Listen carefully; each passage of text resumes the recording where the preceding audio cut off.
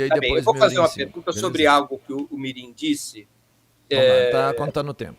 Uma questão que o Mirim disse e que me assustou, que é sobre a história de não haver genocídio na faixa de Gaza. Ele afirmou isso, que não era genocídio. Então, minha pergunta é, o que você tem a dizer sobre as ações do Estado de Israel em Gaza desde outubro de 2023, com mais de 60 mil palestinos mortos, a maioria civis, repito, incluindo 28 mil mulheres e meninas, além de 12 mil meninos, destruição em massa de hospitais, universidades, sistemas de água e alimento. Diante desses fatos, não se trata de um genocídio em curso nos termos definidos pela Convenção da ONU de 1948?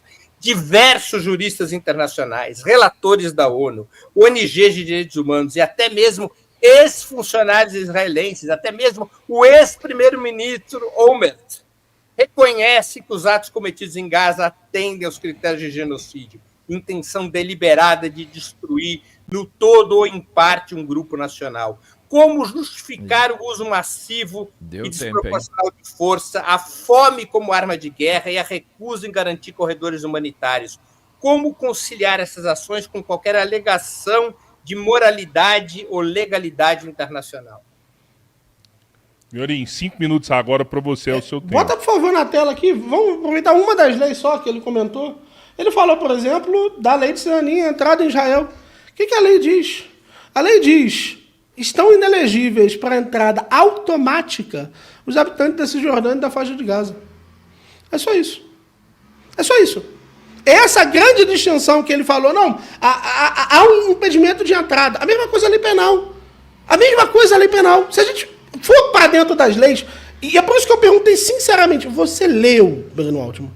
Porque eu, para esse debate, eu parei e eu fui ler. Pô, será que é verdade que realmente, do ponto de vista do que é esse conjunto de legislações, será que eles estão expressamente discriminando os palestinos? E eu descobri, isso me parece muito com a maior parte dos outros processos e outras legislações de outros países, em relação a povos imigratórios. Me parece, inclusive, que a legislação brasileira possui e exibe uma dureza em relação a muitos desses critérios muito, muito, muito pior. O pessoal está reclamando que eu peguei no Wikipedia, eu peguei para mostrar agora. Mas eu tinha feito o trabalho de procurar cada um deles. É porque o Breno, ele não mostrou. Eu prefiro que ele tivesse mostrado. Ele provavelmente tem aí a Constituição de Israel, ele tem aí um conjunto de leis de Israel, e mostrar isso. Para mostrar isso, porque ele não pôde mostrar isso. Mostrar isso é muito... não, tá aqui, não. Essa legislação aqui, ela é aqui, ó, tá aqui. Entende? É simples assim. E, cara, é assustador para mim, é realmente assustador para mim, em termos práticos, que ele trate toda essa questão de uma forma vazia. O que a gente precisa analisar do ponto de vista de Israel? Israel atende os mesmos critérios de outros países? Se sim, os outros países são tão condenáveis quanto eles. Do ponto de vista do genocídio, existe um intento de eliminar todo o povo. E é por isso que eu disse, não há nenhuma declaração, afirmação oficial, não há nada que indique, de fato, que o povo de Israel quer fazer isso. O povo de Israel quer eliminar o povo da Palestina. Não há nada que nos ampare nisso. Tudo o que nós temos são declarações de habitantes do Estado de Israel, jornais, mas declaração oficial, declarações de Estado, nada disso. Não existe esse intento como intento militar. Não há, por parte da IDF, a noção de vou exterminar o povo palestino. Pelo contrário, o que nós encontramos são uma série de medidas e tentativas de, inclusive, se adaptar à lei internacional. O que eu acho sobre isso? Eu acho que Israel está cometendo, do meu ponto de vista, Daniel, um genocídio, como todos os estados estavam. Só que se nós aplicarmos o direito internacional a Israel, não é o caso. Minha posição como libertário será, sempre, tratar o Estado de Israel igual eu trato todos os outros estados. Minha posição será sempre, se há algum problema no Estado de Israel, que há em todos os outros estados, eu criticarei todos juntos. Eu não crio um duplo padrão. E esse duplo padrão, ele vem carregado da própria questão judaica. Porque os judeus eram vistos por Marx e por tantos outros Como? Tendo como seu principal patrono o dinheiro. Eles eram vistos como figuras que tinham, na sua própria interpretação sobre a realidade, um mecanismo reacionário. E a sua identidade estaria fortemente associada à própria identidade do capitalismo.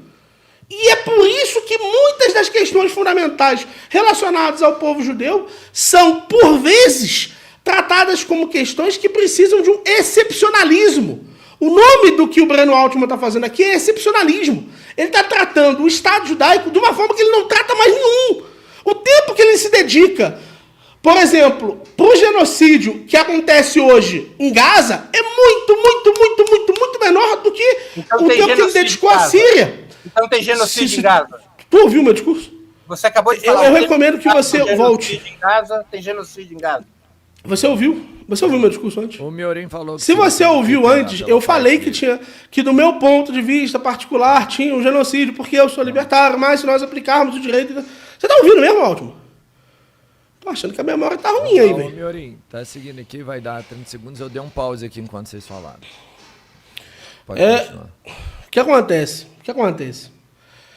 Tudo o que eu tô defendendo aqui é que a esquerda, ela tem o que a Ira disse que ela tem. Um duplo padrão para tratar o Estado de Israel. É só isso. E isso vem do próprio fato que o comunismo possui na sua essência raízes antissemitas, ainda que dada por judeus. E essas raízes estão fortemente relacionadas a declarações, por exemplo, de Marx e tantos outros, sobre o que é a identidade judaica. É o único povo que é tratado como povo classe.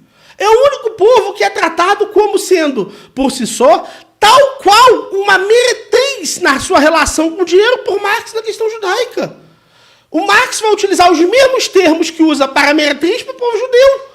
Quando ele vai tratar, por exemplo, nos manuscritos econômicos e filosóficos, os mesmos termos para a relação da meretriz com o dinheiro são os termos que ele usa para os judeus com dinheiro. Há sim um duplo padrão, e é só isso que eu estou defendendo que existe. Breno, 2 minutos aí de sua réplica aí. Primeiro, o Marx não tratou da questão judaica nos manuscritos filosóficos. Não foi o que eu disse.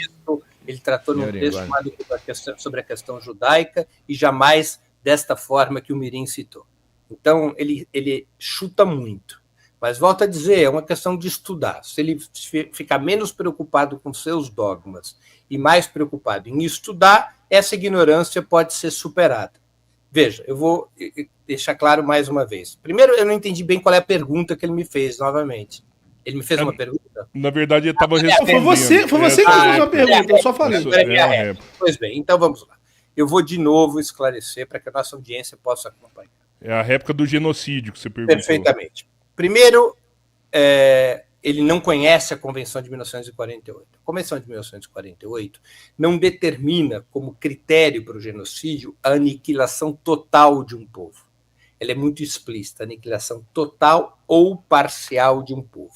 A intencionalidade do genocídio já está muito escancarada.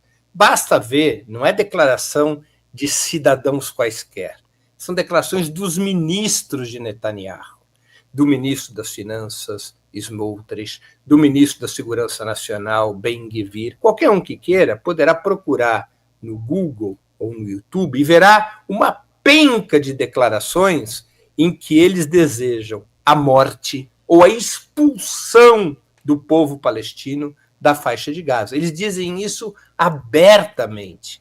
Está tão coalhado de provas que personalidades judaicas de primeira linha, personalidades sionistas de primeira linha, já reconhecem o genocídio. Repito, o ex-primeiro-ministro Ehud Olmert já disse isso. O que o governo Netanyahu está cometendo na faixa de Gaza é genocídio, uma liderança do sionismo.